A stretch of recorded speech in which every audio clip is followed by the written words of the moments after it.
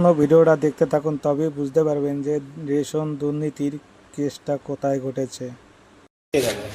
তাহলে আপনাকে তো 10 কেজি চাল দেওয়ার কথা, তাহলে আপনাকে দিয়েছে 9 কেজি। আপনাকে বলার পরও আপনি কেন চাল কম দিচ্ছেন?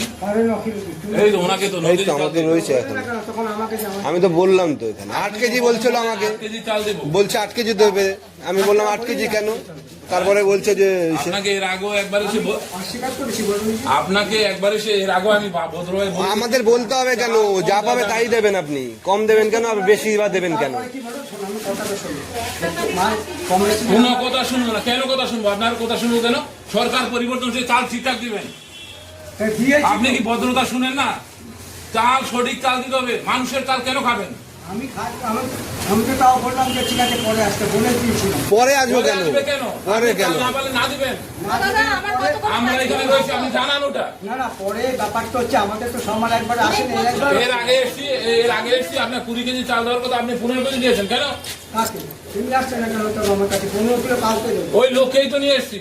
এই তো আপনার সামনে তো রয়েছে, অভিযুক্ত করছে। না, আমি কমপ্লেন করতাম। আমি বললাম না, একবার ওনারে বলা উচিত যে যাতে আমাকে বলতে হয়েছে, আপনাকে কেউ বলতে যদি হবে।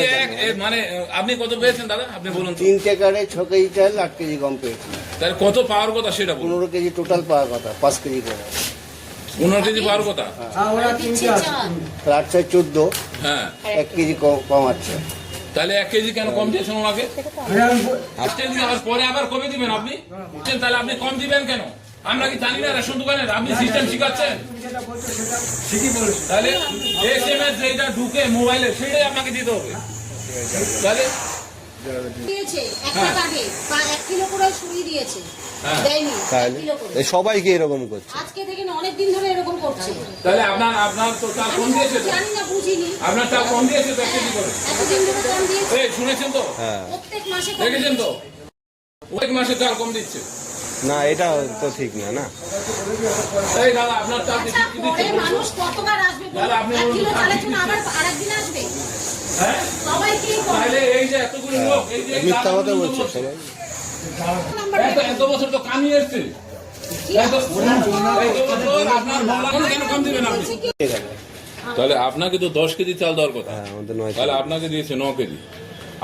আপনাকে বলার পরও আপনি কেন চাল কম দিচ্ছেন? আরে 9 কিলো দিচ্ছি। এই তো ওনাকে তো 9 কেজি চাল আমাকে রয়েছে এখন।